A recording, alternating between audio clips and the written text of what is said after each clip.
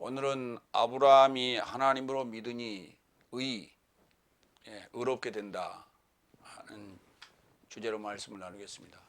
로마서 4장 1절로 12절 말씀 가지고 말씀 나누겠습니다. 첫 번째 4장 1절로 4절. 아브라함도 하나님으로 믿었음에 의에 이르고자 인정되었다.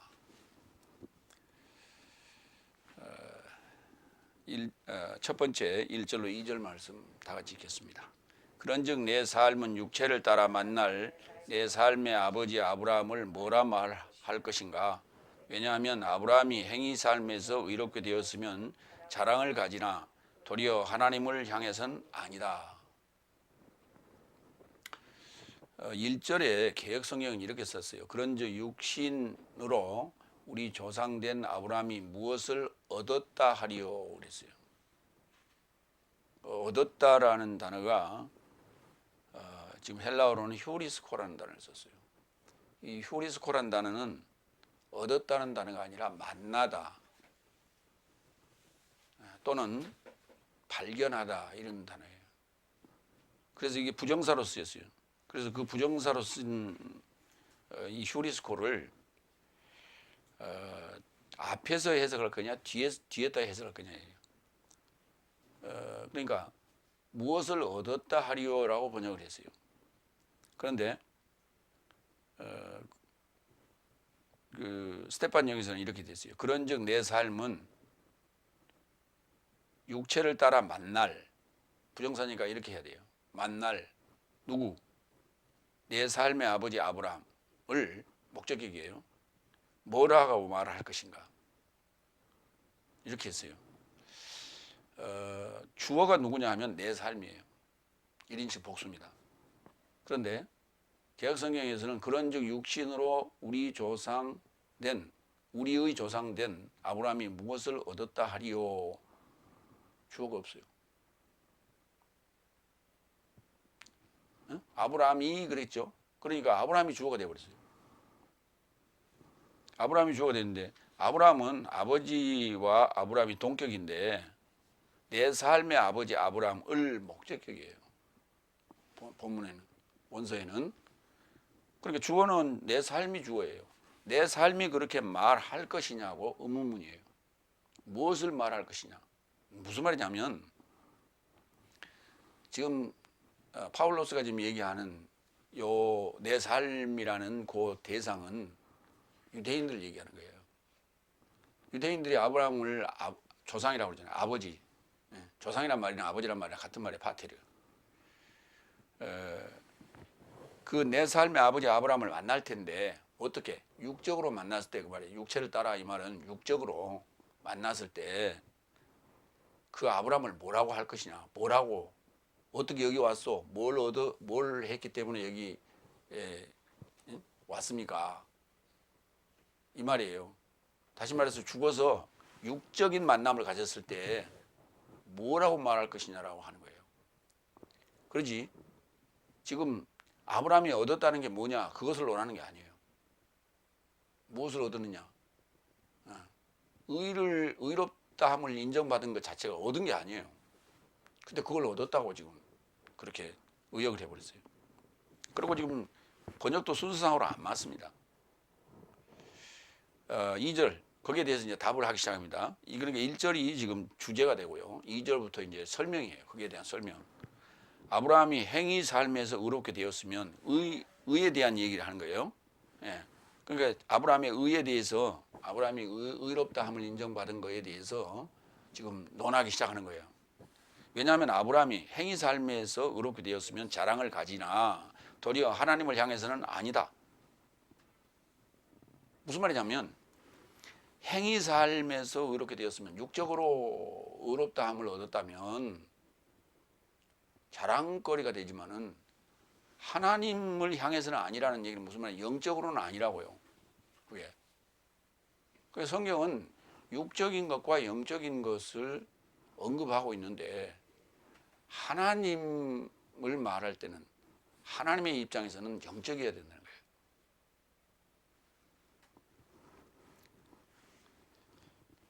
거예요. 그러니까 다시 설명하면 이런 얘기. 육적이면 처음부터 육적으로 해석을 해야 되고, 영적이면 육 왜냐하면 육으로 시작을 했기 때문에 영적이면은 육에서 탈피해야 돼. 육을 벗어나야 돼. 육을 초월해서 얘기해야 돼. 근데 이게 지금 번복이 돼 있어요. 왜? 우리 자신이 아직 육적인 몸을 벗지 않았기 때문에 이 육적인 몸 안에 거룩을 담기가 어려운 거예요. 다시 말해서 3차원적 요 육체 안에 4차원적인 영적인 이 사고를 하기가 어려운 거예요. 그러면 결국은 육과 영이 분리가 안 됐다는 얘기예요. 육과 영이 분리 안 됐다는 얘기는 십자가에 육체 아파의 성과 욕심을 못 받지 않았다는 얘기입니다. 그렇기 때문에 4차원적 사고가 안 되는 거예요. 이해를 못해. 그걸 사고가 안 된다는 얘기는 이해가 안 된다는 얘기예요. 하나님은 영이시지 육이 아니라고요. 그러니까 하나님이 어느 시점이냐라고 하는 그런 그 서두 순서가 없기 때문에 지금 뒤죽박죽인 거예요. 영적이라고 하는 것이 뭐냐면, 영적인 뭐예요? 이건 육적인 거예요. 먹는 문제, 입는 문제, 우리가 생활하는 의식주 문제는 육적인 거예요. 그런데 영적이라고 하는 것은 이 육 안에 영적인 생각, 마음, 사고를 하는 거예요. 그러니까 차원을 달리하는 거예요. 그걸 영적이라고 그래요. 그러면 육을 입고 있기 때문에 영적인 사고를 하지만은 육도 따라 움직인단 말이에요. 그걸 이 육체가 같이 움직이는 걸 이게 분리할 수가 없죠. 그러니까 행위냐 아니냐 하는, 행위냐 믿음이냐 자꾸 이렇게 따지는데,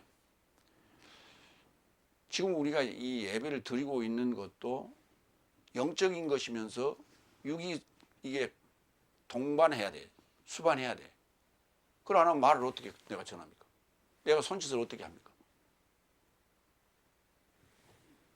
그러면 이 에너지를 쏟기 위해서는 먹어야 되는 거예요. 그 영적이라는 것은 그 내용만 가지고 얘기하는 것이, 움직이는 모든 것들을 다 영적이라고 얘기할 수는 없는 것이죠.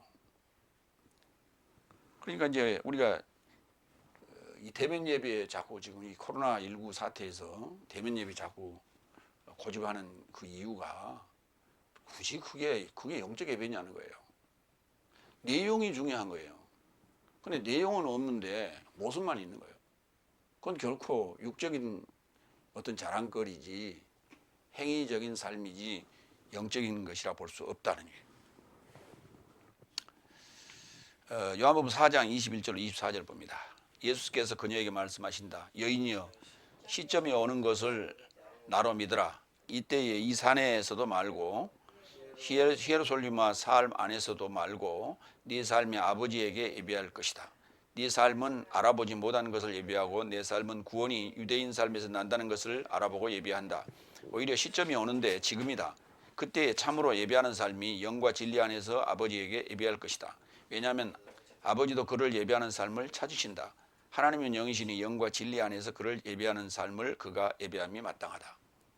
그러니까 성경을 제대로 번역을 해놓고 성경을 제대로 번역하는 것 자체가 영적인 거예요. 성경을 제대로 번역하지 않는 것은 육적인 거예요. 아직 행위적인 거고, 그것은 자기들의 생각대로 지금 성경을 번역을 한 것이 하나님의 생각대로 번역한 게 아니에요. 그러니까 성경을 첫째 1차적으로 올바르게 번역하는 것이 첫째 영적인 것에, 영적인 예배의 급선무다, 그 순서다, 이렇게 우리가 이해를 해야 돼요. 하나님은 영이시니 신령과 진정으로 예배할지니라, 이렇게 번역이 났잖아요. 신령과 진정으로라고 하는 것은 어떤 행위적인 것이에요. 어떤 모습이에요. 그게 아니라니까요. 어디에서냐예요. 진리 안에서냐 밖에서냐, 영 안에서냐 영 밖에서냐. 번역을 엉터리로 해놓고 어떻게 영과 진리 안에 있다고 말할 수 있으며 또 신령과 진정으로 드린다고 얘기할 수 있어요. 말이 안 되는 얘기죠. 하나님은 영이시니, 이게 주어예요. 그리고 큰 말을 찍었어요. 영과 진리 안에서 그를 예배하는 삶을 그가 예배함이 마땅하다. 그가가 누구냐? 하나님이에요. 그래서 24절의 주어는 변하지 않고 있어요. 그러면 그를 예배하는 삶을, 그가 하나님이신데 하나님이 그를이라는 목적어로도 사용됐어요. 대명사로도. 그러니까 하나님을, 영과 진리 안에서 하나님을 예배하는 삶을, 예배하는 삶은 목적어예요. 하나님이 예배함이 마땅하다 이렇게 해놨어요. 그러니까 이렇게 써놓으면요, 기존에 지금 신령과 진정으로 예배할지니라라고 하는 그들은 기겁을 한다고. 왜?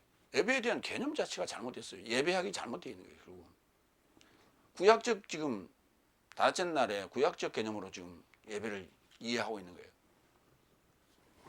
여기 이제 예배함이 마땅하다라고 하는 이 마땅하다는 단어가 데인데, 헬라어로는 이게 본동사예요. 동사 직섭으로 현재 능동 때 3인칭 단수예요.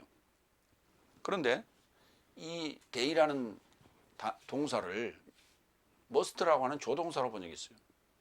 영어에서. 그러면 이 조동사만 있고 거기 그 본문에는 24절 본문에는 본동사가 없어요. 조동사라는 것은 보조동사를 조동사라고 불러요. 줄여서. 본동사가 있고 그 본동사를 보조하는 것을 우리가 조동사라고 부르는 거예요. must는 조동사예요. 뭐뭐 하면 마땅하다 그래야 맞죠.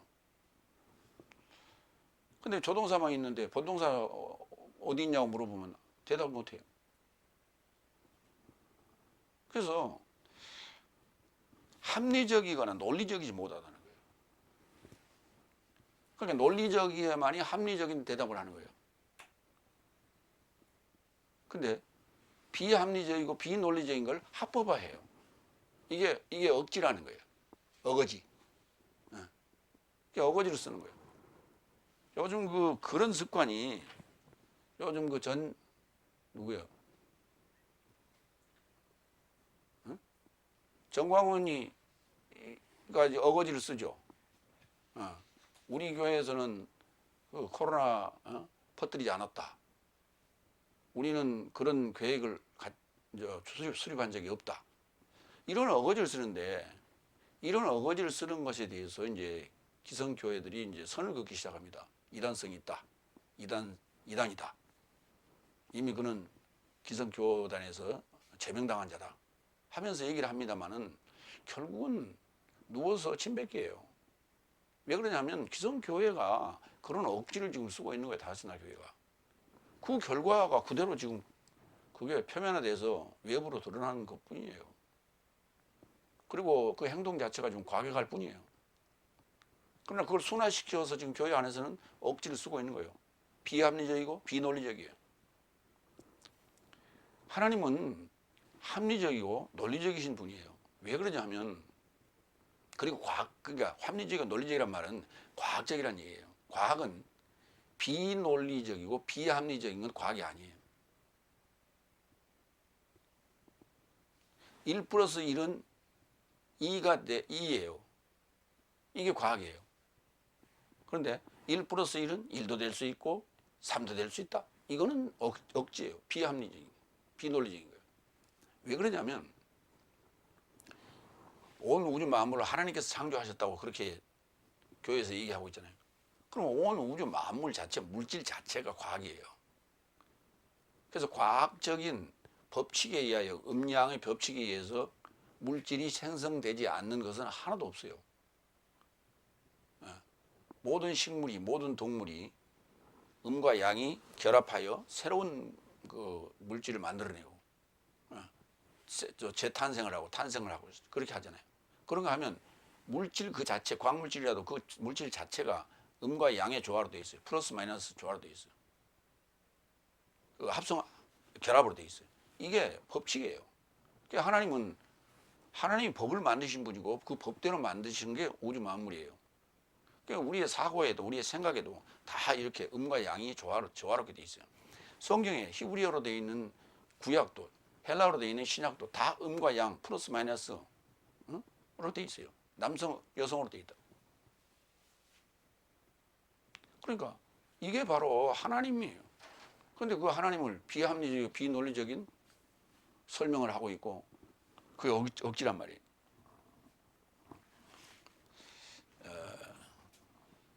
그래서 하나님은 영이시다. 그렇기 때문에 그 영 안에서, 하나님 안에서, 그 다음에 진리 안에서 하나님을 예배하는 삶을 하나님이 예배하는 거예요. 그러니까 하나님과 동등하게 되어버렸다는 거예요. 그게 예배예요. 그러면 지금 우리가 다섯째 날에서 추구하는 그 예배, 드리고 있는 예배라는 형식은 성경이 말하는 요한복음 3장, 4장에서 얘기하고 있는 예배를 향해 가고 있는 과정인 거예요. 근데 자기들은 지금 그게 신령과 진정으로 예배를 드리고 있다고 착각을 하고 있는 거예요. 두 번째로 갑니다. 3절. 왜냐하면 성경이 무엇을 말하는가?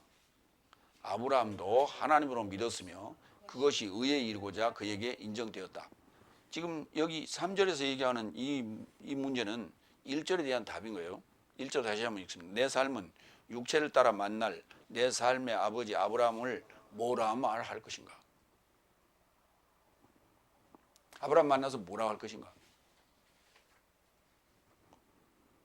성경은 무엇이라고 말하는가? 아브라함도 하나님으로 믿었으며 그것이 의에 이르고자 그에게 인정되었다고 합니다.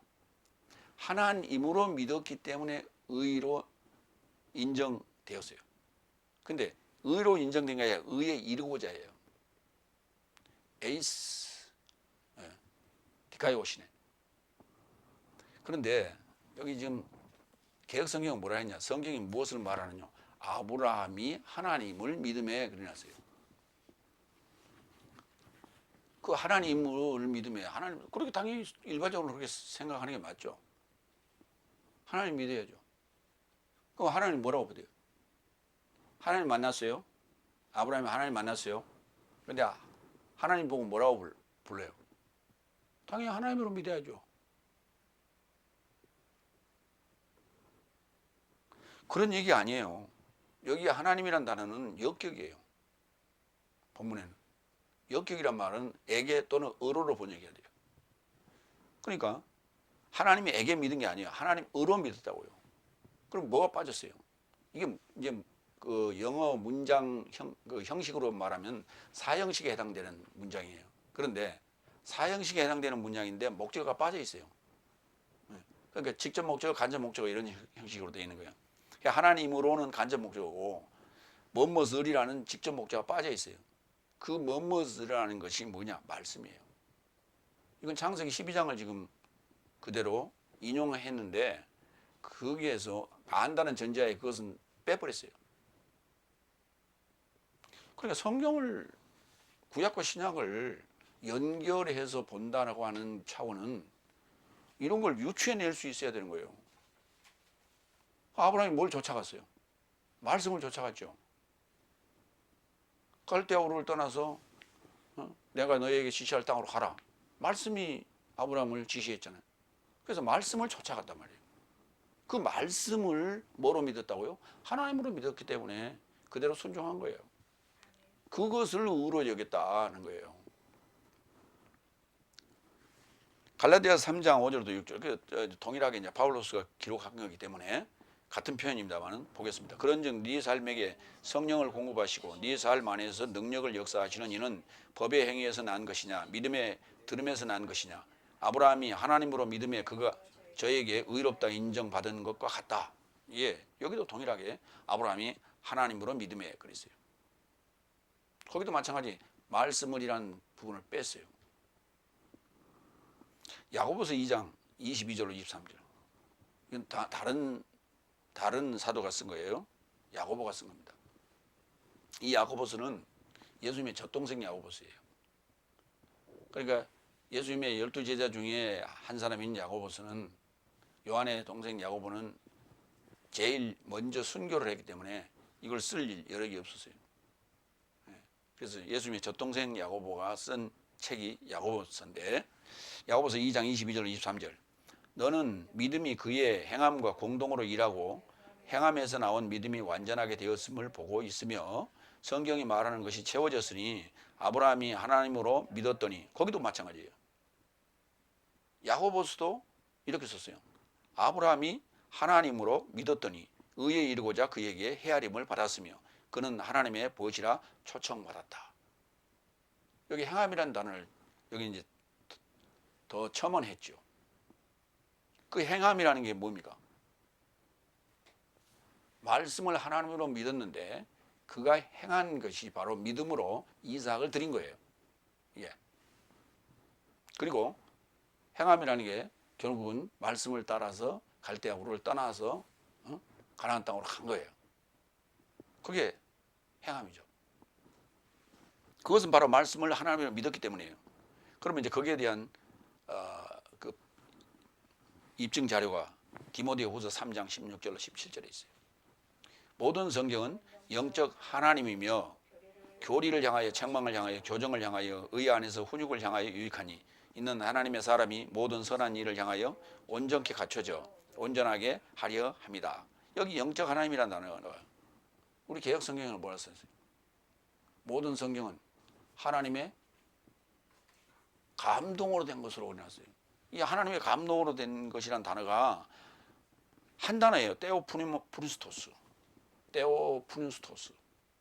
테오스 하나님, 푸니마의 형용사, 푸니마티코스 또는 푸니스토스로 이렇게 합성어로 되면서 번역이 된 거예요. 영적 하나님이에요. 모든 성경은 영적 하나님이죠. 그래야 맞지. 무슨 성령의 감동으로, 하나님의 감동으로 됐어요. 하나님이 감동을 시켜서 받는 사람들이 그걸 받아서 기록했다. 그런 의도로 지금 써놨잖아요.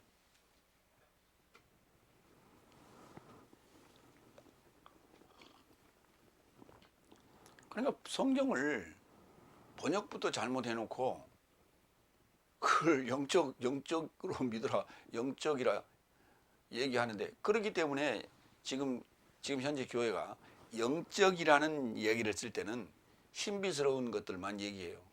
신비스러운 요소들만을 가지고 영적이라고 그래요. 그러다 보니까 어떤 그 영적인 신비한 어떤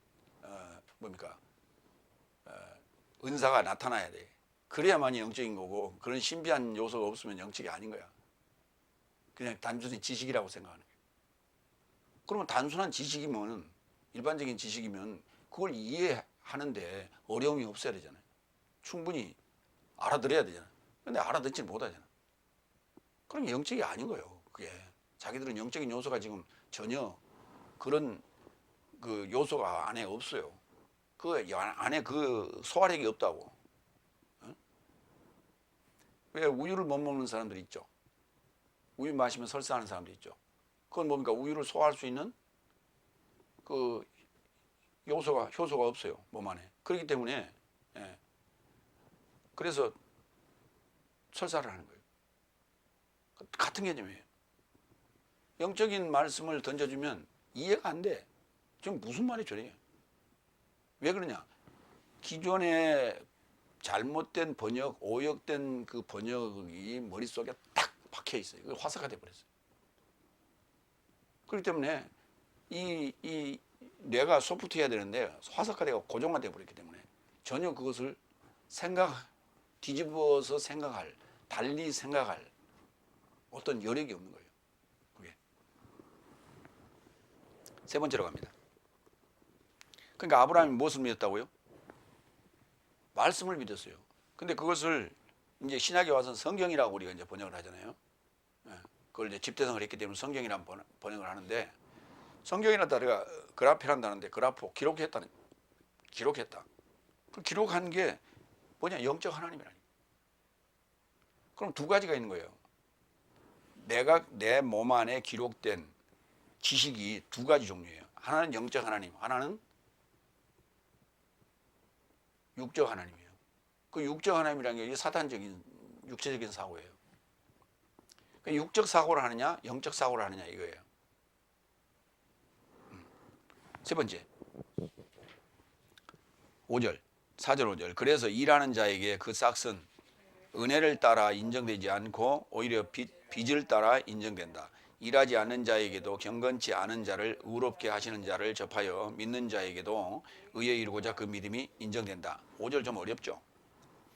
4절은 이해되죠? 그것도 잘 이해하기 어렵죠? 일하는 자에게 그 싹은, 일하는 자에게 반드시 싹이 주어지죠. 그런데 그 삭은 은혜를 따라 인정되지 않고 오히려 빚을 따라 인정된다.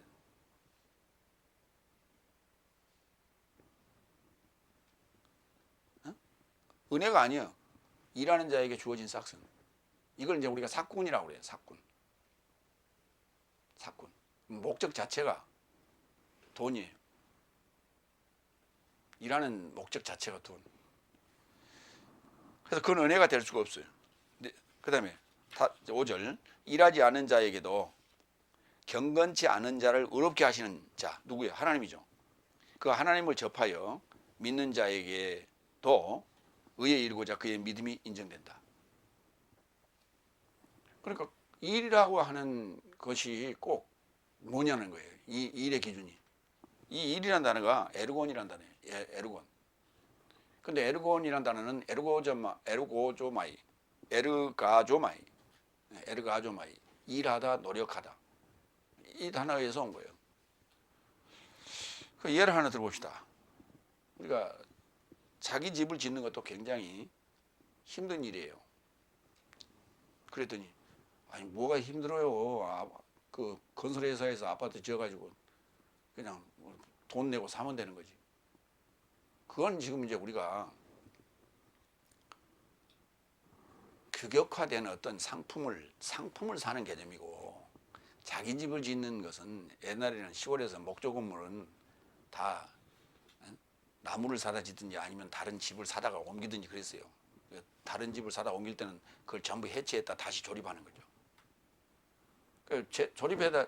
해체했다 조립하는 건 그렇게 어려운 일은 아니지만 그것도 보통 일이 아니었고, 새 나무들을 구입해서 자재들을 구입해서 짓는다고 하는 건 시간이 굉장히 오래 걸렸어요. 마찬가지로 교회를 짓는 것도 굉장히 힘이 듭니다. 여러 가지 방해꾼들도 있고 또 자금의 어려움도 있고 여러 가지 힘든 여건이 많아요. 그래서 과거에는 더 힘들었어요. 근데 요즘은 좀 쉬운데, 좀 쉽다는 건 뭐냐면 자금에 대한 융통을 해주는 데가 은행이 해주기 때문에 많이 수월했어요. 자금 융통은. 왜? 건물이나 땅이 담보로 들어가기 때문에 그걸로 가지고 집을 쉽게 지을 수 있어요. 그런다 하더라도 교회를 짓고 나면 목사님이나 중직들의 머리가 다 쉰다 그랬어요. 그만큼 늙게 돼. 힘들어. 근데 남은 건 뭐였어요? 빚이. 은혜로 짓고 은혜로 예배 드리는데 늘 걱정거리는 뭐예요? 은행에 갚을 빚이. 그러니까 뭔가 일한다는 것은 그냥 몸으로만 떼어오는 것이 아니에요. 반드시 거기에 금전적인, 재정적인 요소들이 가미되기 때문에, 그래서 그것이 결국은 그것 때문에 발목을 잡히는 거예요. 지금 대형 교회들을 중심으로 해서 신축 교회를 가지고 있는 교회들을 비롯해서 대면 예배를 자꾸 주장하는 이유가 바로 거기에 있는 거예요. 지금 빚 없는 교회가 거의 없어요. 다 거의 빚이 있어요, 교회가. 그래서 그 은행에 빚 갚으려니까, 그래서 대면 예배를 고집하는 이유 중에 하나입니다. 그래서 이건 이제 육적인 요소라고 말할 수가 있는 거예요. 갈라디아 3장 10절로 14절 보겠습니다. 무릇 법의 행위에서 난 삶은 저주 아래 있나니, 왜냐하면 그런 삶을 행하도록 법 증서 안에 기록된 삶으로 모든 삶 안에서 항상 머물지 않는 자는 모두가 저주받는다고 기록되었다. 그러니까 율법 아래 기록된 그 내용 안에 그대로 거기에 순응하며 지키며 머물러 있어야만이 되는데, 그렇지 않으면 다 모두가 저주받는다고 기록되었다. 그래서 법 안에서 아무나 의롭게 되지 못함이 하나님 곁에서 분명하다. 왜냐하면 의인은 믿음에서 나서 살리라 하였음이라. 법은 믿음에서 나지 않았으니 오히려 그 삶을 행하는 사람은 그 삶 안에서 살 것이다. 그리스도께서 내 삶에게서 초월하여 저주가 되시어 법의 저주에서 내 삶을 속량하셨으니, 왜냐하면 나무에 매달린 자는 모두 저주받은 자라고 기록된 것이다. 이는 예수 그리스도 안에서 아브라함의 복이 열국 삶에 이루고자 하며 내 삶이 믿음으로 인하여 성령을 연통으로 받게 하려 함이다. 그러니까 이제 14절은 13절까지 상황이 적용된 그것이 모두에게 그것이 적용되게 하는 얘기죠. 그런데 이제 중요한 얘기가 여기 일한다라고 하는 일, 에르곤, 이 일이라고 하는 것이 그 육적인 것으로 이제 행위적인 것으로 우리가 볼 때 그것은 결국은 행위라고 하는 것은 뭐냐면 율법적인 요소예요. 율법이 그렇게 우리에게 행위를 요구합니다. 근데 그것은 우리를 훈련하는, 조련하는 과정이에요. 그게 다섯째 날까지예요. 그런데 그 다섯째 날까지에 있는 자들은 율법이 그를 정죄하기 때문에 반드시 나무에 매달려서 저주를 받아야 돼요. 그게 십자가 사건이에요. 예수님께서, 그리스도께서 내 삶에서 초월하여 저주가 되어 법의 저주에서 내 삶을 속량하셨으니 나무에 매달린 자는 모두 저주받은 자다. 이게 무슨 말이냐면 이 갈라디아서 3장 13절에 지금 기록되어 있죠. 갈라디아서 5장 24절을 보면 이해가 돼요. 그리스도 예수의 사람들은 육체 아파의 정과 욕심을 십자가에 못 박았느니라 이렇게 되어 있어요. 그러니까 그리스도스 예수의 삶은 육체 아파의 정과 욕심을 십자가에 스스로 매달을 수 없어요. 내 삶에서 그리스도스께서 초월해야만이 가능한 일이에요. 다시 말해서 내 안에 육적인 요소를 십자가에 매달아야 돼. 육체 아파의 정과 욕심을. 근데 그 십자가에 매달았을 때 죽음이란 말이에요. 그건. 그러면 다시 부활해야 되잖아요. 살아나야 되잖아요. 살아나야 되려면 예수님이 함께 계셔야 돼 거기. 그래야만이 육은 죽고 영적으로 부활하게 되는 거예요. 그래서 죄의 법으로 인하여 사망의 법으로 죽고 하나님으로 살게 되는 거예요. 이거를 이렇게 쓰는 거예요. 그러니까 14절 이는 예수 그리스도스 안에서 아브라함의 복이 아브라함의 그 믿음이 아브라함의 그 의롭다 인정받음이 열국 삶에 이르고자 하며 내 삶이 지금 우리 있는 사람들이 적용해요. 내 삶이 믿음으로 인하여 성령을 연통으로 받게 하라 합니다. 이 연통이라는 단어가 이게 이 에반겔리아가 굉장히 중요한 단어예요. 나와 아브라함을 연결할 수 있는, 나와 그리스도를 연결할 수 있는, 나와 바울로스를 연결할 수 있는 이게 바로 연통이에요. 에반겔리아예요. 연결된, 접합된 소식이에요. 이 복음과 내가 연결돼야 돼. 이 복음과 연결되는 나는 그 말은 무슨 말이냐면 성경이 나에 관한 얘기다. 나의 한 날에서부터 일곱째 날까지를 써놓은 거다. 이것을 설명하거나 이걸 인정하지 않으면, 그렇게 이해하지 않으면 아브라함의 복이 나에게 올 수 없어요. 아브라함의 복이 나에게 올 수 있다라고 주장하는 사람들은 지금 육적인 유대인들만 지금 그렇게 주장하고 있잖아요. 그러니까 우리가 잘 먹고 잘 사는 것이다. 지금 그렇게 세상에서 주장하고 있죠. 그리고 그리스도인들은 뭐라고 하냐면 그 아브라함의 후손들 유대인들은 지금 아브라함의 복이 미쳐서 그렇게 지혜롭고 머리 좋고 세계를 지배하고 모든 분야를 지배하고 잘 산다. 그러니까 우리도 유대인의 그 교육법을 배워야 된다. 그러면 유대인의 교육법을 배운다고 해서 아브라함의 복이 우리에게 미칩니까? 그건 말이 안 되는 얘기예요. 그 육적으로는 이건 설명이 안 된다는 얘기예요. 아브라함의 복이 우리에게 미친다는 것이 반드시 그리스도와 함께 십자가에 못 박혀서 육체의 일을 멸해야만이 가능한 일이에요. 자, 그럼 봅시다. 육체 아파의 정과 욕심을 나무에 매달은 우편 강도가 있어요. 이 우편 강도가 누구라 그랬어요? 바로 나여야 되죠. 예수님보다 먼저 온 절도의 강도인 나여야 됩니다. 그가 그때 육체 아파의 정과 욕심을 같이 매달아서 예수님과 함께, 그렇기 때문에 낙원에 들어가게 될 기회가 주어지는 게 되는 거 아니에요. 반드시 나무에 매달려야 돼요.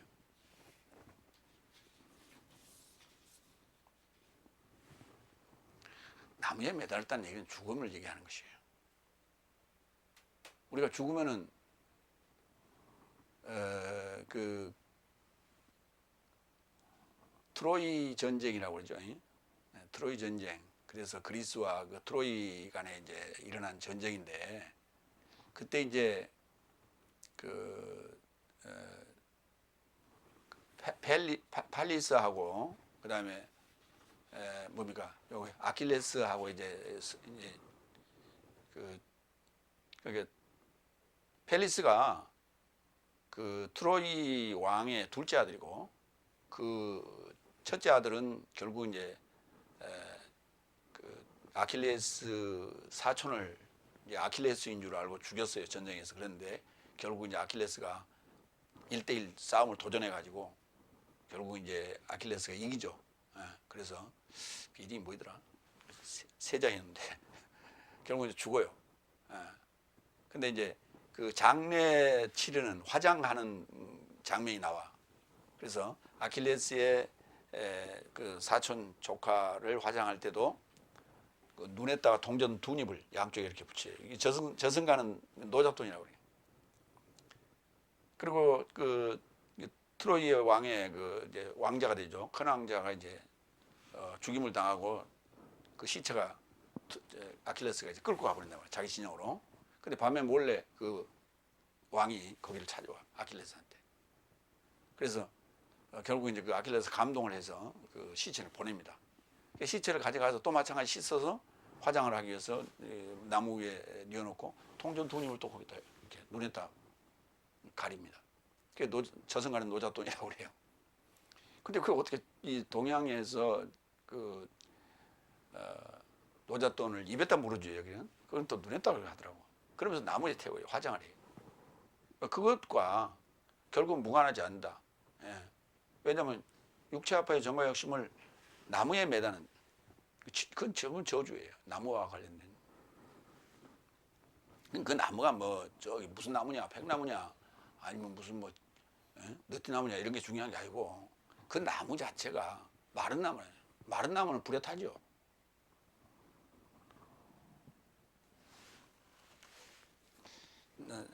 네 번째 6절로 8절. 다비드도 아브라함 얘기를 했다가 이제 다비드로 넘어갑니다. 다비드도 사람의 행복을 이와 같이 말한다. 하나님께서는 행위 삶 위에 그를 의를 그에게 인정하신다. 저 삶의 행복한 삶은 그의 불법 삶이 노임받고 그의 죄 삶이 직접 덮임을 받는다. 행복한 장정은 주께서 저에게 죄를 결코 인정치 않는다. 그러니까 하나님에게 죄를 인정치 않는 자가 행복자라는 거예요. 그럼 그 자가 누구예요? 구약에서 다비드 시대에 다비드가 말하는 하나님에게 죄를 인정치 않는, 그리고 불법을 노임을 받고 그 죄의 삶이 덮임을 받는, 다시 말해서 죄를 인정치 않는 그 자가 누구예요? 자기 자신을 얘기하는 거예요. 누구예요?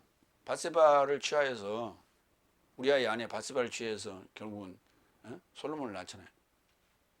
근데 그것을 결국 이제 나단이 지적을 하지 않습니까? 그래서 이제 하나님 앞에 이제 무릎 꿇고 회개하고 통에 잡아가는 그 장면이 등장하는데,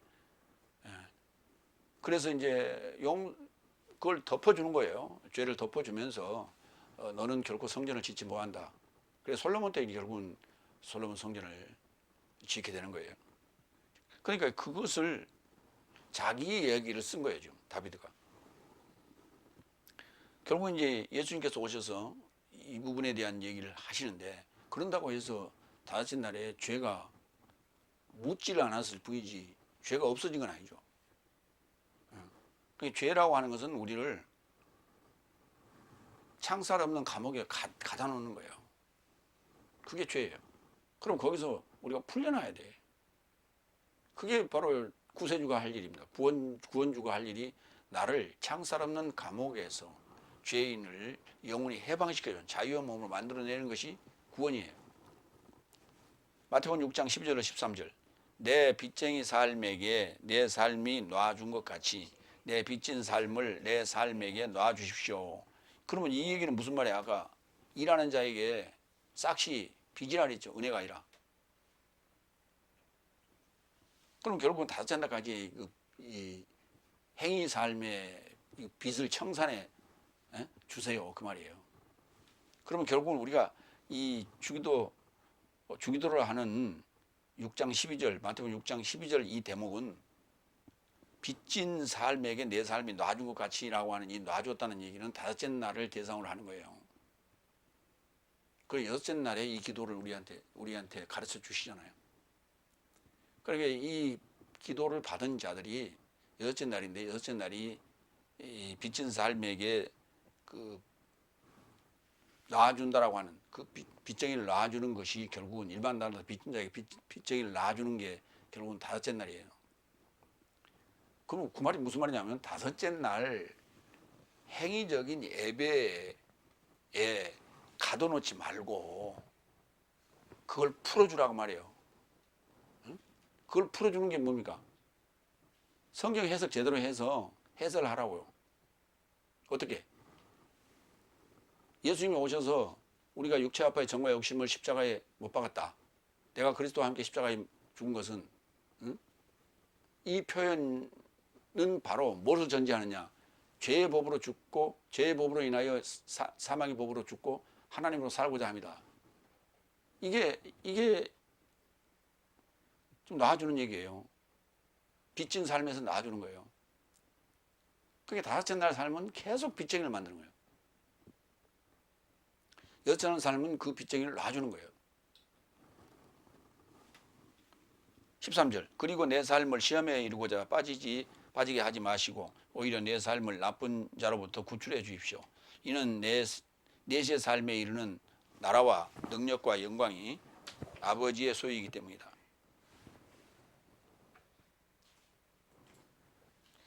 결국 이 내세 삶에 들어가려면 이 빚을 청산하지 않고는 들어갈 수 없습니다.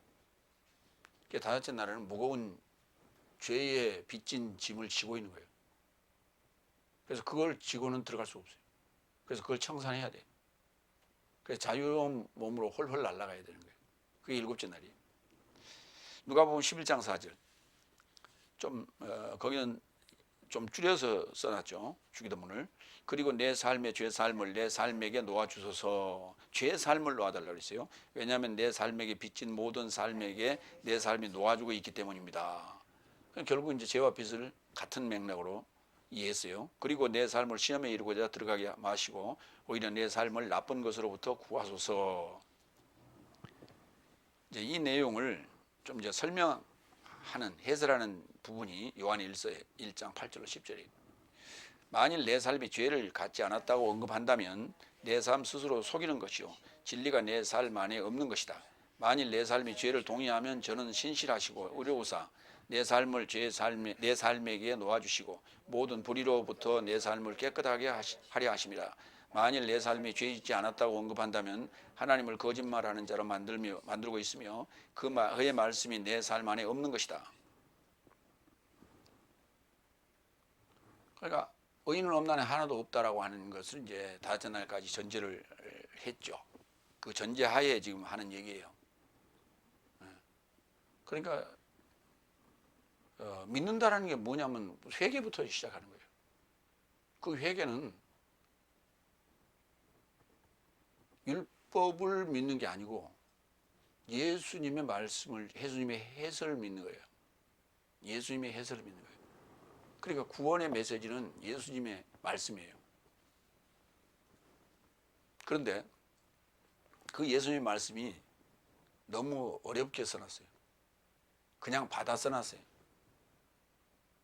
그래서 해설이 없어요. 그 해설을 붙여놓은 게 바로 바울 서신이에요. 그게 사도 서신이에요.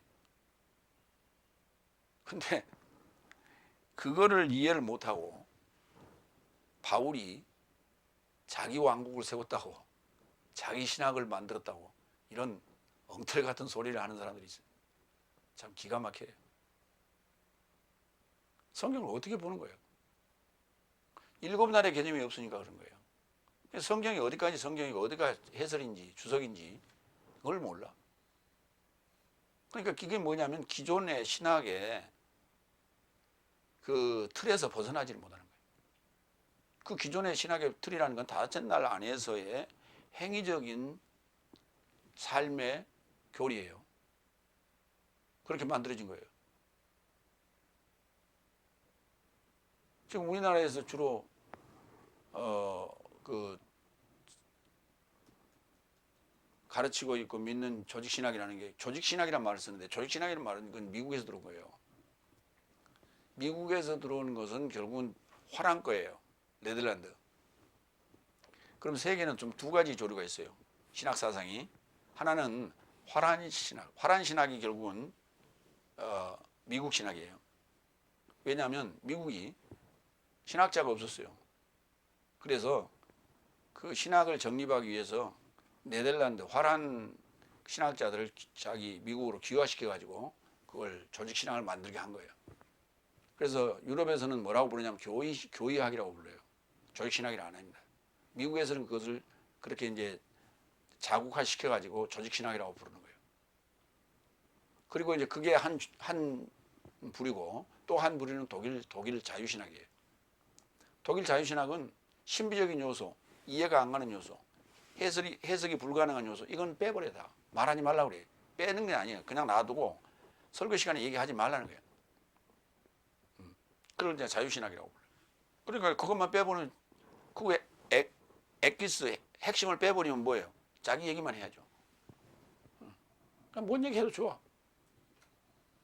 사람들 그 신비에 빠지게 하지 말고 현혹하지 말라는 거예요. 이 두 가지 형태로 돼 있어요. 그러니까 화란 것이 미국화가 됐든 화란 그 자체적으로 가진 게 본질적인 요소든 신학이 다섯째 날 신학이 행위적인 신학이에요. 다 영적인 요소가 없어요. 왜? 성경 해석 번역 자체가 잘못됐는데. 그래서 우리나라에도 지금 화란에서 네덜란드에서 신학을 하시는 분이 대표적인 분이 누구냐? 손보호 교수. 그다음에 서 누구지? 저기 옛날 합동신학에 갑자기 생각이 안 나요.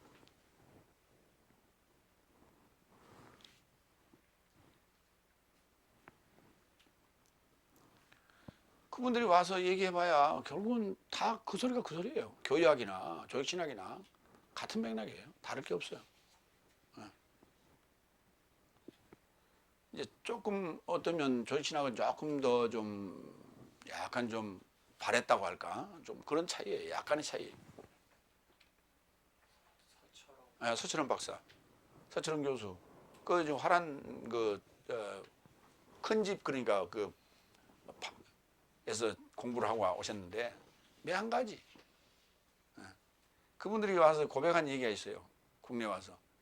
나는 죽어라고 그 네덜란드에 가서 공부하면서 그 외국어 번역하면서 사전 찾아가면서 밤샘 공부를 했는데 그러고 이제 신학을 하고 한국에 왔더니 한국에 자기가 공부한 그 서적들이 다 한국어로 다 번역되어 와 있다니까.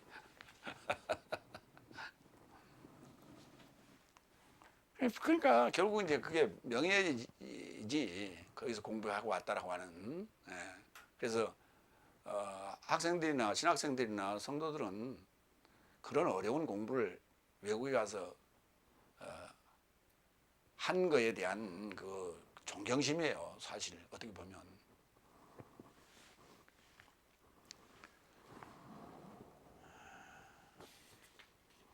그래서 이 행복이라고 하는 것이 뭐냐면 죄를 가지고 있다면 행복하지 않아요. 죄로부터 벗어나야 행복한 거예요. 그러면 죄로부터 벗어날 수 있는 것은 하나님밖에 없어요. 하나님을 만나야만이 죄로부터 벗어날 수 있다. 그래서 그 하나님을 만나는데 그걸 이제 우리가 죄를 벗어난다, 하나님 만났다, 하나님께 인정받았다라고 하는 것이 결국 이제 의롭게 되었다라는 얘기예요. 그러니까 의롭게 되었다는 얘기는 반대로 얘기하면 죄인이다 또는 불의하다는 얘기예요. 그러니까 불의, 의, 죄인, 의인 이렇게 되는 거예요. 근데 그걸 어떻게 하면 의인이 되느냐, 의롭게 되느냐? 믿음으로. 믿음으로. 뭘? 의에 이르고자 믿어야 되고 그의 이름에 이르고자 믿어야 되는 거예요.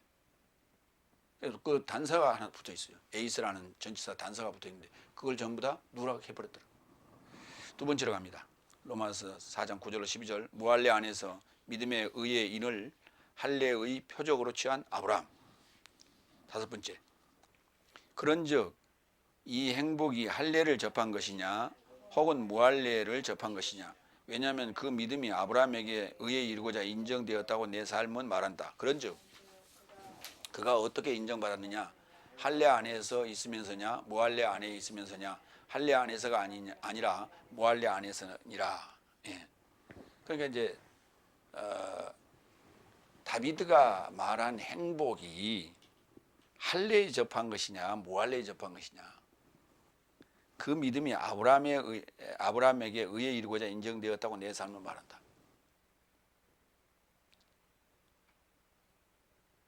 결국은 뭐냐면 믿음으로 해요. 응?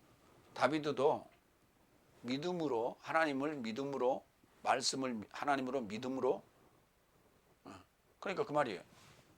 잘못했습니다라고 회개했다라고 하는 것은 말씀을 하나님으로 믿었어요. 그건 누가 와서 얘기했어요? 그 죄를 누가 와서 지적했어요? 나단 애언자가 지적했죠. 나단 애언자가 지적을 해요. 그 결국은 그 입에 뭐가 있었어요? 하나님의 말씀이 있었죠.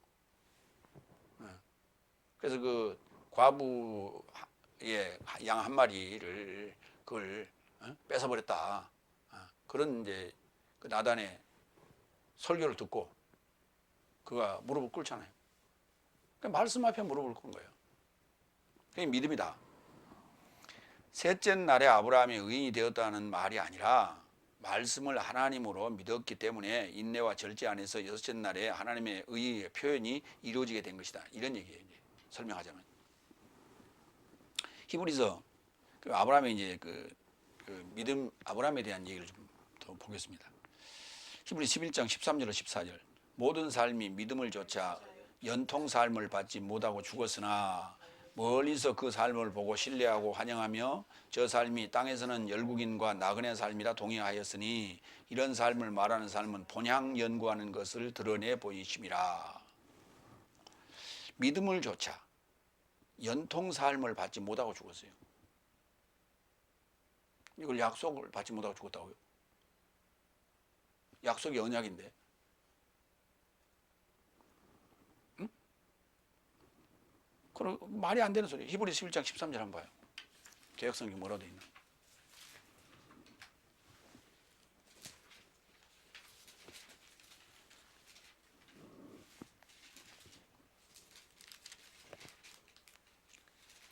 이 사람들은 다 믿음을 따라 죽었으며 약속을 받지 못하였습니다. 그럼 아브라함의 후손이 아니잖아요.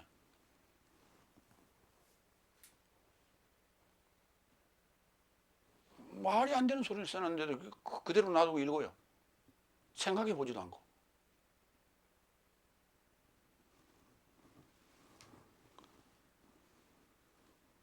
아브라함의 후손들은 자기들 유대인이라고 그러는데 그들은 다 뭐예요? 아브라함의 언약을 아브라함이 받은 그 약속을 믿고 가는 거 아니에요.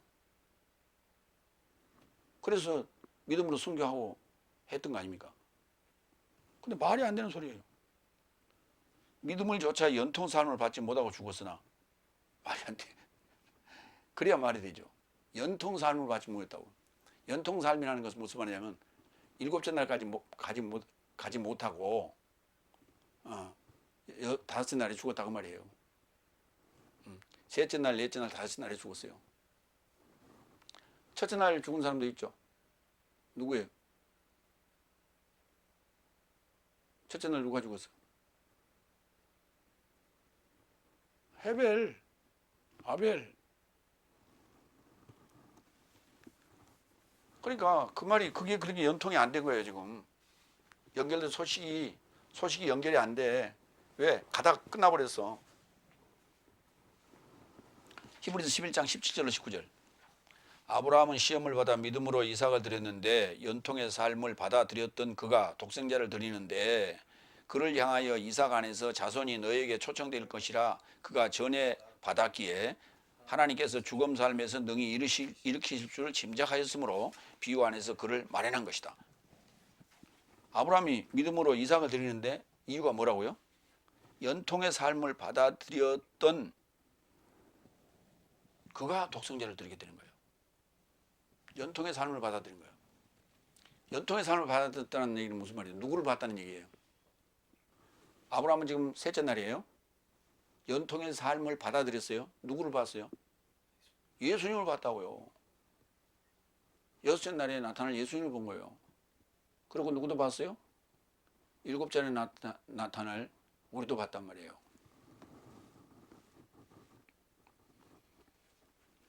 그래서 이삭 안에서 자손이 너에게 초청될 것이라고. 그러면 마태복음 1장 1절에 뭐라 했어요? 아브라함과 다윗의 자손 예수 그리스도스의 탄생의 책이라고 이렇게 시작하죠. 아브라함은 이삭을 낳고 이삭은 야곱을 낳고 야곱은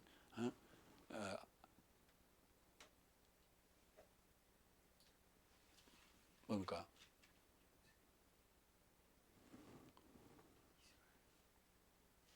유다와 그의 형제를 낳고 그렇게 나오잖아요. 그리고 나서 이제 누가 나타나요? 예수님이 나타나요. 제일 밑에 14대 가서. 그러니까 그걸 다 본 거예요. 그렇게 그를 향하여 이삭 안에서 자손이 너에게 초청될 것이라고 그가 전에 받았어요. 이게 바로 연통이에요. 이걸 에반겔리아라고 그러는 거예요. 그걸. 그래서 하나님께서 죽음 삶에서 능히 일으키실 줄을 짐작하였으므로 그 연통이라는 게 결국은 이게 죽이진 않겠구나. 이게. 아브라함을 시험했다니까 하나님께서. 진짜 믿는가 그렇지 않는가. 연통을 이해하고 있는가 그렇지 않는가. 그러니까 히브리서 11장의 믿음의 장로 삶으로 등록된 사람들은 다 뭘 본 거예요? 미래에 나타날 그리스도 예수를 본 거예요. 히브리서 11장 39절로 40절. 이런 모든 삶은 이제 마무리합니다. 11장 마무리합니다. 이런 모든 삶은 믿음으로 인하여 증언받았어도 연통을 마련하지 못하였으니 내 삶이 없이는 저 삶이 완전하게 되지 못하게 하려고 내 삶에 관하여 하나님의 더 나은 어떤 것을 미리 보이신 것이다. 미리 보여줬다니까. 그래서 연통은 마련을 못한 거예요. 미리 죽었어. 어디서? 이제 결국은 이거 적용하게 되면 내 안에서 일어난 일이에요. 그러면 그들을 다시 살려내는 일이 바로 내가 사는 일이에요. 내가 살아나면 그들은 다 만군의 하나님을 우러러보게 되는 거예요. 그래. 그게 부활 모습 그 그림 있죠? 부활이라는 그림. 그게 내 안에 지금 나타난 모습이고 그 모습을 계시록의 4장에 하늘의 보좌의 모습으로 그려놓은 거예요.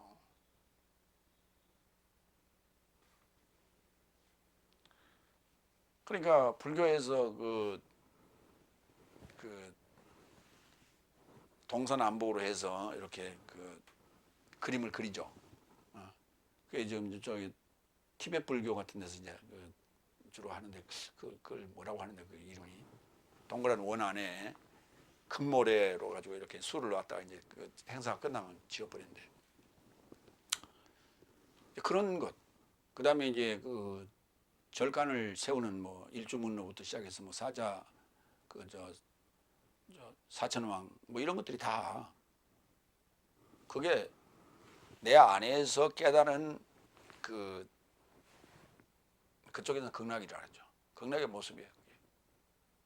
근데 그게 지금 외형으로 만들어 놓고 거기 가서 자기 속에 들어가서 지금 깨달음을 얻어야 되는데 거기 가서 뭐 절하고 거기 가서 시주하고 그러면서 그게 다섯째 날 같은 그런 행위적인 모습으로 거기서 변해버렸잖아요.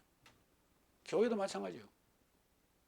성전이라고 하는 그 곳에 가서 예배함으로 말미암아 하나님이 거기 계시고 그에서 복을 받고 이런 것으로 그렇게 복을 받았는데 이 코로나19 이 바이러스는 왜 그걸 퇴치를 못해? 말이 안 되는 소리라니까. 비과학적인, 비상식적인 그런 신비한 얘기들만 어느 순간에는 통해 그게. 그러나 시간이 가면서 점점 백일화에 다 드러난다니까, 거짓말이라는 게.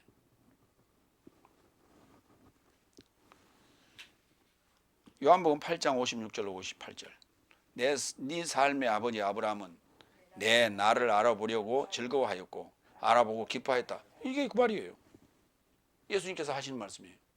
네 삶의 아버지, 네 삶의 조상이라고 부르는 아브라함이 내 나를 알아보려고 즐거워하였고 알아보고 기뻐했다. 내 나를 알아보다. 내 날, 어떤 날? 여섯째 날. 그럼 무슨 말인지 몰라요. 내 날이 무슨 말인지. 주의 날이라고 하죠. 그 주의 날이 언제인데? 여섯째 날이라니까. 그런즉 유대인 삶이 그를 향해 언급하였다. 당신이 아직 50세 삶을 갖지 않았는데도 아브라함을 본 것이더냐? 50세 삶을 살았으면 50대가 됐으면 아브라함을 볼 수 있어? 그것도 이상하잖아요. 이게 동양 사상에서 얘기하는 지천명이거든. 50세를 지천명이라고 그래요. 40세를 불혹이라고 그러고. 지천명이란 말이 무슨 말이에요? 하늘의 어떤 뜻을 이해할 수 있다는 거지. 받아들일 수 있다. 예수께서 저 삶에게 언급하였다. 진실로 진실로 나는 네 삶에게 말한다. 아브라함 발생 전에 나는 있었다. 있다 그랬어요. 있었다가 아니라 있었다 그러면 과거에만 있었고 지금 없는 것이 되니까 있다. 현재형으로 썼어. 에이미. 아브라함 전에 나는 있었어. 있어 왔어 지금까지. 그 말이 이해가 안 되는 거예요 지금. 이 복음서에는 이게 요한복음 아닙니까? 복음서는 이렇게 간단하게 그냥 예수님께서 대화 형식으로 그냥 그 대화 형식으로 교리를 말씀해 버렸어요. 근데 그걸 설명을 해야 되는데 그걸 설명해 줘야 되는데 바로 그 설명을 하는 이가 바로 사도들이에요. 그래서 사도 서신이 이 복음서를 설명하고 있는 거예요. 구약과 연관된 복음서를 설명하고 있는 거예요. 여섯 번째, 11절 12절. 그리고 저가 무할례 안에서 믿음에 의해 인을 할례의 표적으로 취하였다. 누가? 아브라함이. 저를 무할례로 인하여 믿는 모든 삶의 아버지로 실존에 이루고자 있게 하려고, 아버지로 있게 하려고, 저 삶에게도 의를 인정받기에 이르고자 할례의 아버지로 인쳤으니 할례에서 난 삶에게만 아니라 오히려 무할례 안에서 내 삶의 아버지 아브라함의 믿음의 발자취 삶으로 훈련하는 자 삶에게도니라. 그러니까 할례 아버지가 맞아요. 할례의 아버지가 맞아. 유대인의 아버지가 맞아. 안 맞다는 게 아니라. 그러나 무할례자들, 무할례 안에서 내 삶의 아버지 아브라함의 믿음의 발자취 삶으로 훈련하는 삶에게도 그가 아버지로 또 의로 인정받게 하려고. 그러니까 아브라함의 후손이 돼야 되는 거예요. 아브라함의 후손이 돼야 된다는 얘기는 믿음의 후손이. 믿음 하면 이제 아브라함인데 아브라함의 믿음, 말씀을 하나님으로 믿는 거예요. 모든 성경을 하나님으로 믿는 거예요. 그리고 연통을 받아야 돼. 연통을 마련해야 돼. 일곱째 날, 여섯째 날을 통과하고 일곱째 날에 들어가야 돼. 그런 자들을 아브라함의 후손이라 하는 거예요. 그러니까 표면적인 유대인을 얘기하는 것이 아니라 이면적 유대인을 얘기하고 있다. 성경은 지금 계속해서 그 얘기를 지금 진행하고 있는 거예요.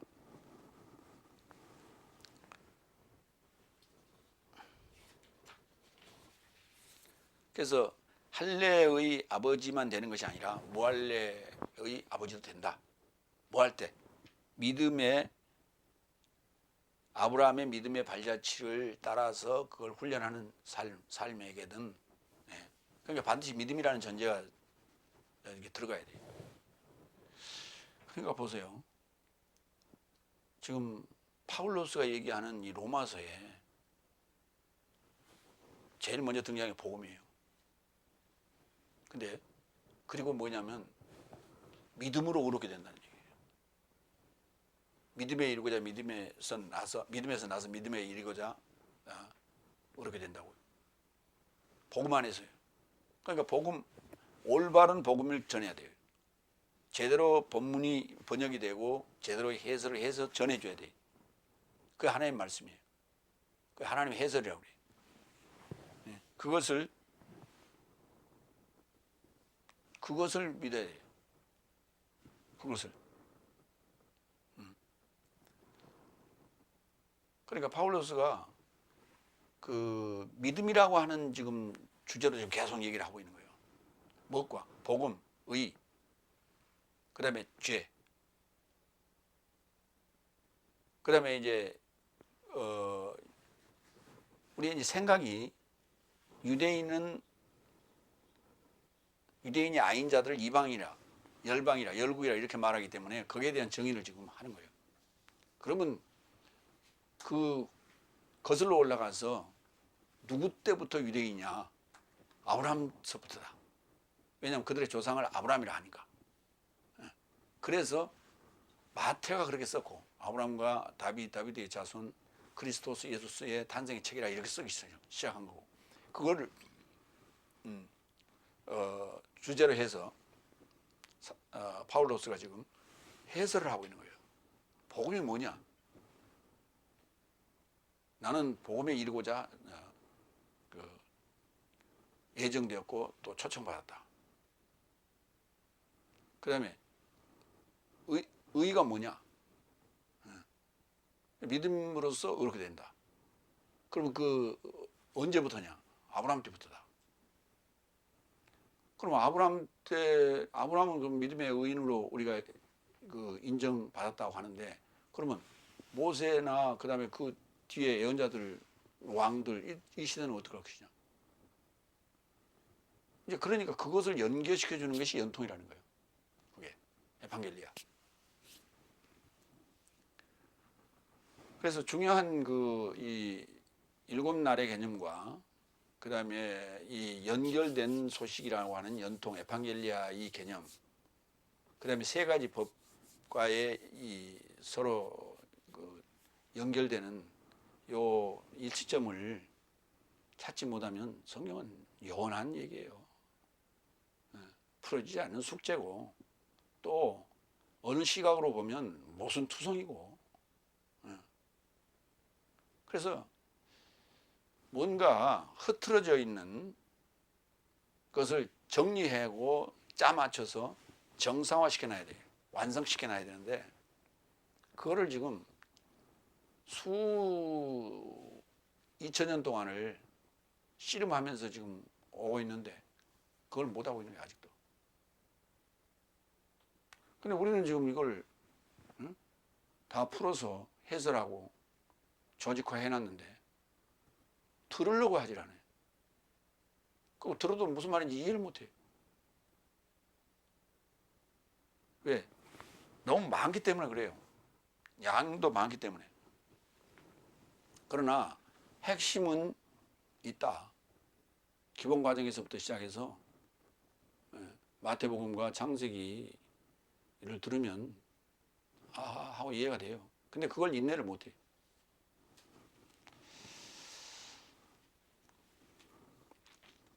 요한복음 8장 56절 한 번 더 봅니다. 네 삶의 아버지 아브라함은 내 날을 알아보려고 즐거워하였고 알아보고 기뻐하였다. 여기 여섯째 날에 관한 얘기예요. 예. 그러니까 아브라함이 무할레 안에서 잘 봐요. 아브라함이 무할레 안에서 의의 인을 할례의 표적으로 취하였어요.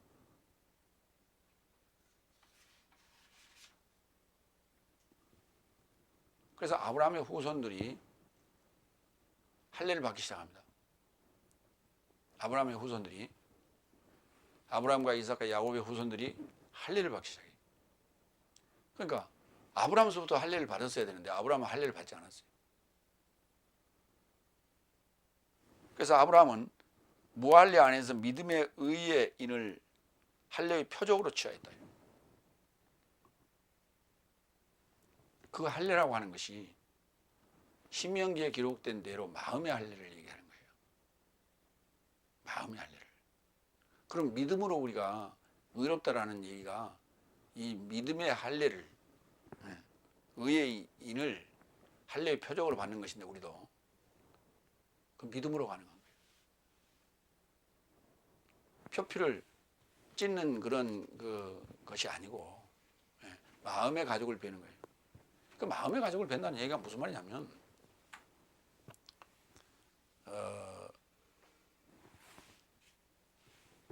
아담에게 하나님께서 가죽옷을 입히죠. 가죽을 입혔다는 얘기는 무슨 말입니까? 그게 언제 벗겨져요, 가죽옷이? 그러니까 사람이라는 것은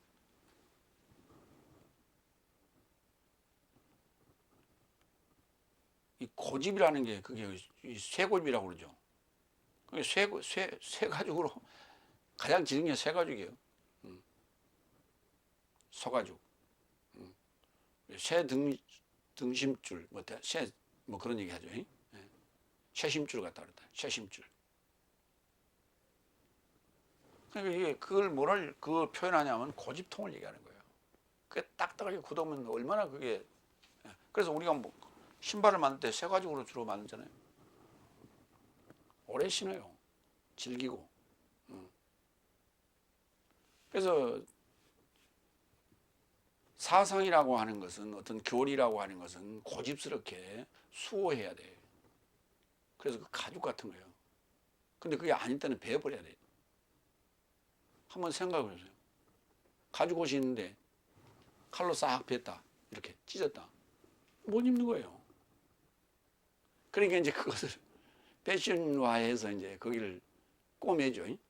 꼬매는데, 그러고 이제 또 옆에 또 찢어가고 또 꼬매고, 그러면 이제 그건 이제 패션 스타일이고, 본래는 가죽옷은 그렇게 찢으면 안 되죠. 그래서 우리가 사상의 가죽을 베었다, 우리 마음의 가죽을 베었다라고 하는 것은 내 고집을 찢었다는 얘기예요. 그런 표현입니다. 그래서 내 나를 알아보려고 즐거워하였고 알아보고 기뻐하였다. 아브라함이 마음의 할례를 받은 거예요. 왜냐하면 하나님을 받아들인다는 게 쉬운 일이 아니에요. 다들 지금 하나님 믿는다고 다섯째 날 지금 그렇게 얘기들을 하고 있지만, 죄의 법으로 인하여 죄의 법으로 인하여 사망의 법으로 죽고 하나님으로 산다라고 하는 이 대목을, 이걸 다섯째 날이 오 맞네요 라고 말할 사람이 몇 사람이 돼요? 지금 다섯째 날 성도들한테, 신학자들한테, 목사들한테 이 얘기를 딱 던지면 몇 사람이 돼요? 99.9999999%가 그거 번역 잘못됐네. 그래.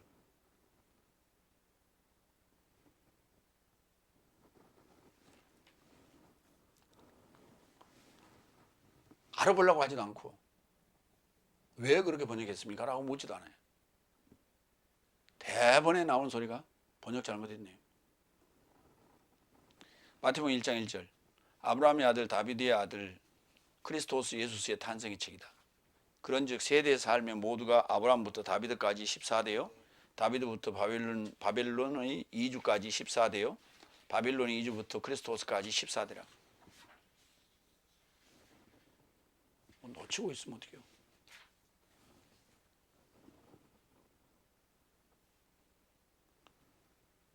그러니까 아브라함의 아들, 다비드의 아들, 이 같이 지금 아까 갑자기 아브라함 얘기를 하다가 다비드 얘기로 들어간 얘기가 지금 마태복음 1장 1절 얘기예요. 지금.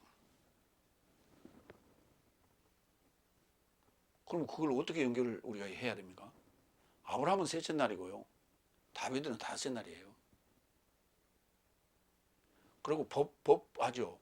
그 노모스 법은 넷째 날이에요. 그래서 셋째 날, 넷째 날, 다섯째 날에 연결되는 연통이에요.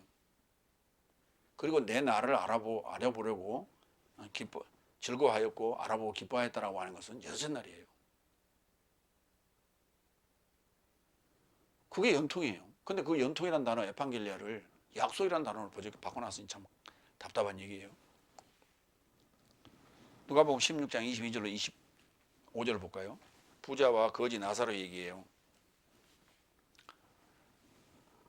그런데 죽었을 그 거지를 아브라함의 품에 이르고자 사자 삶에 의해 그를 탈취하게 되었다. 부자도 죽었고 장례 치르게 되었다.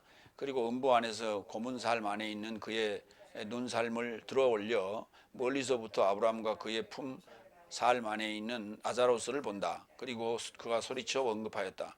아버지 아브라함, 나를 긍휼히 여기시고 그 손가락 끝을 물에 적셔 내 혀를 차갑게 하라고 나자로스를 보내소서. 내가 이 불꽃 안에서 슬퍼합니다. 그러자 아브라함이 언급하였다. 자식아, 너는 네 생명 안에서 네 선한 삶을 받았고 나자로스는 동일하게 악한 삶을 받은 것을 기억하라. 그러나 이제 저는 위로받고 너는 슬퍼한다.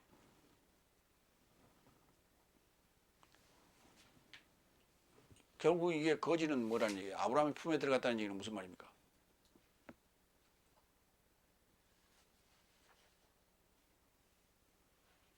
아브라함의 품에 들어갔다는 얘기는 무슨 말이에요?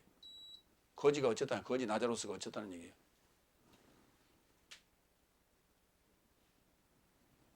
거지 나자로스가 누구예요? 예수님이라고.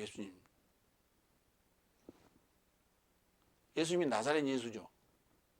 나자로스가 이 나자렛하고 같은 어원이에요. 나시린이라고요. 그 나시린이라는 개념이 뭐냐? 거지예요. 나시린이 거지로 사는 거예요. 청빈. 그러니까 우리나라의 그 선비 사상이라는 것은요, 이게 청빈 사상이거든요. 그런 거 보면 참 그 의미가 있어요. 그 선비들이 갓을 썼죠. 갓이 뭐예요? 영어로 하나님 아니에요. 참 의미가 있어요.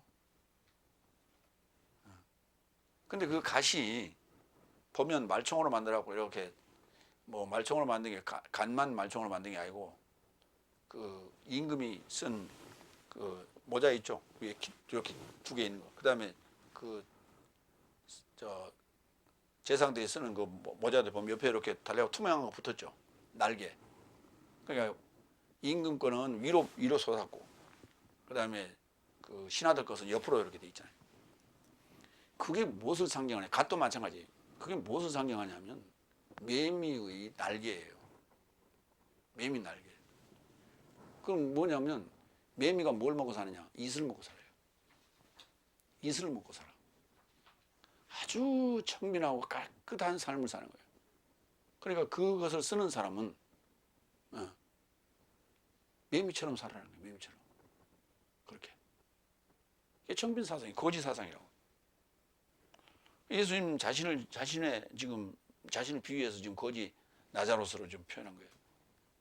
결국 어디에 들어가는 거예요? 믿음의 그 라인에 요 연통에 들어간다고. 그러면 이 얘기도 지금 누가복음 16장 이 얘기도 지금 마태복음 1장 얘기예요. 마태복음 1장 아브라함은 이삭을 낳고 이삭은 야곱을 낳고 그리고 나서 이제 요셉이 예수님을 낳잖아요. 그 아버지라는 말은 뭐냐면요. 시작이라고요. 출발점, 창시자, 믿음의 창시자.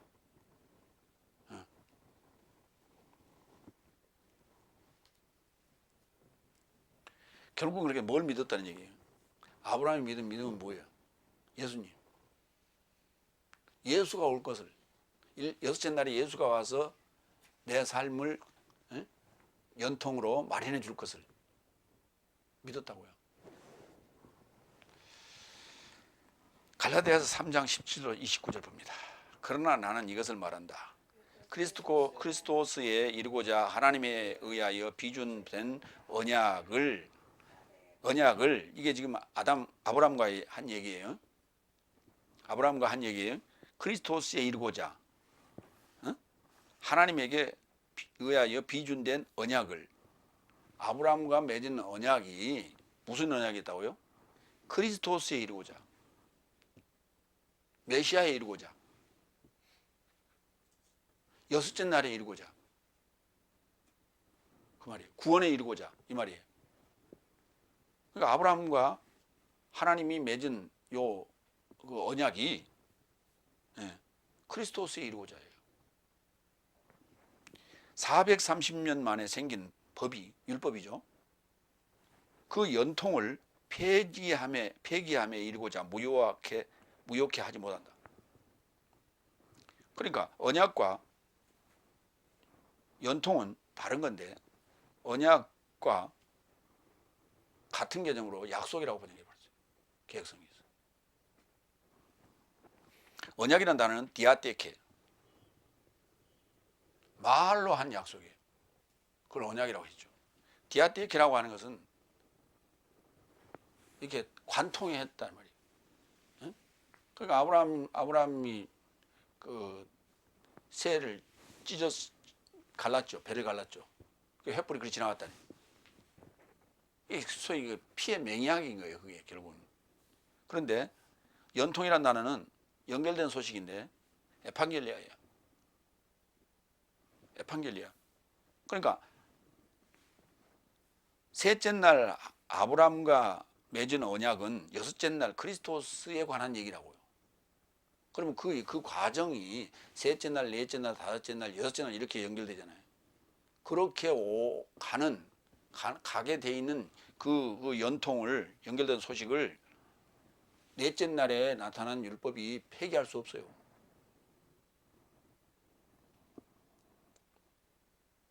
이걸 구속사라고 한단 말이에요. 이 연결된 소식을.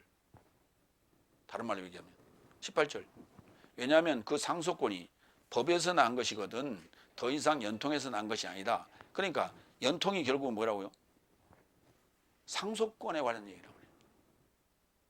상속권. 그래서 이제 이삭과 이스마엘, 그 다음에 야곱과 에서 이 상속권 문제가 자꾸 이제 밑으로 내려가면서 연결되는 거예요.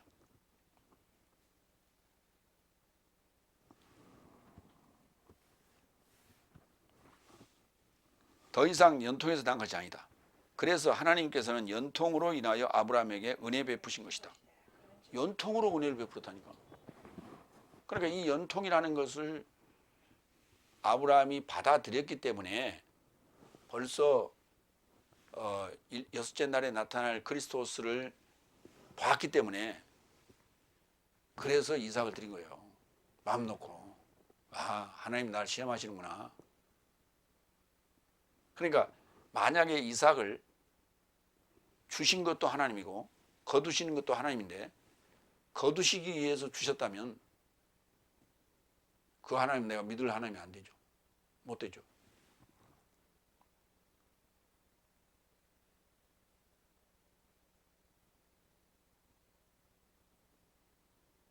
그래서 이건 시험이라는 것을 알았어요. 그래서 한편으로는 뭐 의심도 했겠죠. 쫄기도 했고. 그러나 전혀 내색하지 않고 이삭을 데리고 올라갑니다. 19절. 그런즉 법은 무엇인가? 범죄 때문에 더해진 것인데 씨가 오기까지 중보자의 손 안에 사자 삶으로 인하여 분부되어 씨에게 연통된 것이다. 바로 그래 맞죠. 이렇게 써야 맞는 거예요. 그 씨가 누구요? 여섯째 날 예수님. 29절로 갑니다. 네 삶이 그리스도스의 소유라면 어김없이 아브라함의 후손이요 연통을 좇는 상속자의 삶이다. 아니 그리스도스가 여섯째 날에 나타났잖아요. 그러니까 그 이후에 연통을 좇는 상속자의 삶이 이제 만들어지게 되는데 이 지금 로마서를 쓴 것도 지금 그 이후의 얘기예요. 예수님이 오시고 십자가에서 죽으시고 부활하시고 승천하신 이후에 쓴 얘기예요. 아브라함의 후손을 지금 찾기 위한 거예요. 예수님이 오신 것은 진정한 아브라함의 후손을 찾기 위한 것이에요. 그리고 그 아브라함의 후손에게 연통을 상속을 하시려고 뭐를? 나라를, 하나님을 상속하시려고. 하나님 나라를 상속한다는 얘기예요. 그럼 왕이죠. 주인이죠. 하나님을 상속하는 거라니까.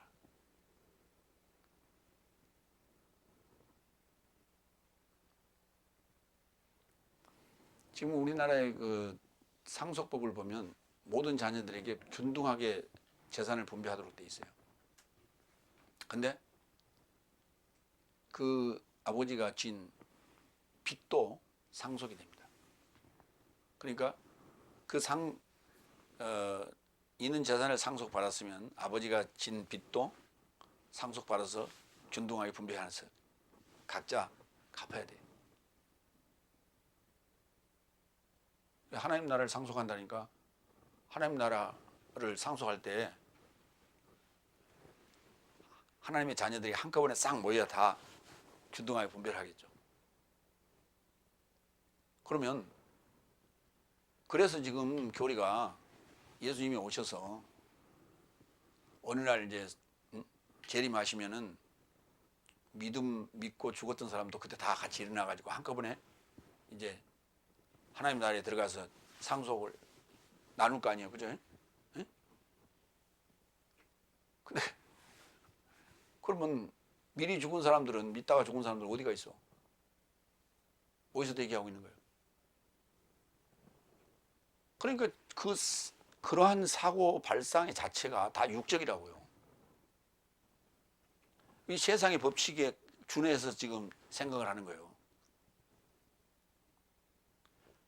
성경을 제대로 해석해 놓으면은 하나님을 상속하는 거라니까. 그게 나라를 상속하는 거예요. 삼위일체. 신론의 삼위일체는 얘기하면서 전부 이게 뭘 얘기는 부분적으로는 다 얘기를 하는데 교리적으로 꽤 맺혀지질 않아. 하나가 어우러지지 않아. 조화. 하모니가 안 이루어진다니까. 그냥 넌센스. 여기 가서 저기 가서 언밸런스. 안 맞아. 삐그덕거려요.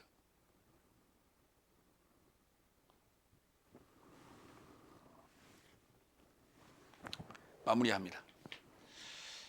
아브라함이 하나님으로 믿으니 의롭게 되었다라고 하는 그 믿음의 의, 거기에 그 앞서서 언약의 발생은, 그러니까 언약이라고 하는 것은 발행자적 개념이에요. 누가 언제 어디서 누구와 했느냐 하는 그게 발행자적 개념이에요. 발생 시점. 그 다음에 이제 내용이죠. 그 다음에 당연히 내용이 들어갔을 것이고, 그 다음에 연통이라고 하는 것은 진행적 개념이에요. 어디서부터 언제까지. 그리고 그걸 받아들인 자에게는 거기에 소속이 된다는 거예요. 이게 상속적 개념이기 때문에. 연통을 상속받는 거예요, 우리가. 다시 말해서 그 말은 내가 지금 그 족보에 끼어 들어간다는 얘기예요. 나도. 근데 그 족보에 많은 사람이 달리냐? 각자가 다 하나의 나라가 되는 것이고 각자가 다 하나의 집이 되는 거예요. 그러면 성경은 각자의 하나의 집을, 각자의 하나의 나라를 만들기 위한 하나님의 계획인 거예요. 그것을 언약과 연통이라는 두 바퀴가 끌고 가는 거예요. 그거를 풀어놓으면 7날이 되는 거예요. 근데 7날을 지금 셋째 날과 여섯째 날 얘기만 하고 있잖아요. 셋째 날, 넷째 날, 다섯째 날, 여섯째 날 얘기하고 있잖아요. 그럼 그 전에는 뭡니까? 죄의 법이라니까. 그 후는 뭡니까? 생명의 성령의 법이라니까. 그래서 7째 날을 피워놓고 지금 셋째 날에서 여섯째 날까지 얘기를 아브라함서부터 그리스도까지 얘기만 하고 있으니까 그 앞에 거와 뒤에 거 일곱째 날은 어떻게 할 겁니까? 그래서 그게 법이 그것을 커버해 준다고. 묶어준다고. 뭘? 죄의 법과 사망의 법과 생명의 성령의 법으로 이렇게.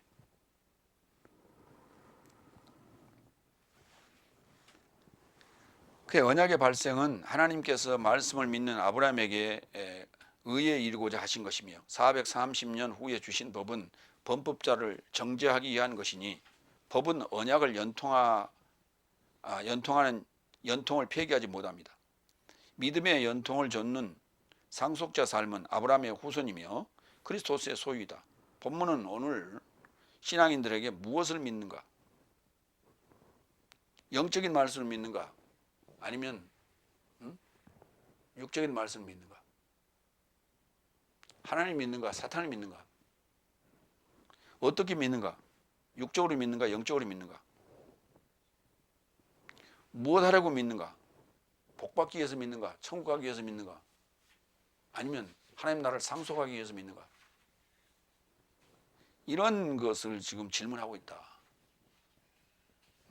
이걸 질문하고 있다. 그럼에도 우리는 이제 소위 기독교라고 하는 문화화 돼버려서 꽃이라고 하는 것이 문화라고 그러는데 꽃은요 열흘을 못 갑니다.